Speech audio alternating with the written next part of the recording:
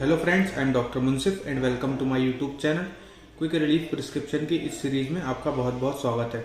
तो आज का हमारा टॉपिक है ड्राई कफ या सूखी खांसी। इसके लिए मैं आप लोगों को आज 2 होम्योपैथिक मेडिसिन बताऊंगा जो बहुत ही इफेक्टिव है ड्राई कफ के लिए। फर्स्ट मेडिसिन है र्यूमेक्स, सेकेंड मेडिसिन है स्पोंजिया। इस मेडिसिन को आप 30 पोटेंसी में यूज़ कर सकते हैं। सुबह दोपहर शाम 2 से 3 दिन तक लेंगे तो आपकी खांसी ठीक हो जाएगी। ऐसे ही आप अपनी प्रॉब्लम भी हमें कमेंट करके बता सकते हैं, उसमें हम वीडियो बनाने की कोशिश करेंगे। अगर आप इस चैनल में नए आए हैं तो वीडियो को लाइक करें, शेयर करें और इस चैनल को सब्सक्राइब ज़रूर करें ताकि आने वाली वीडियो की नोटिफिकेशंस आपको मिलती रहे। Thank you.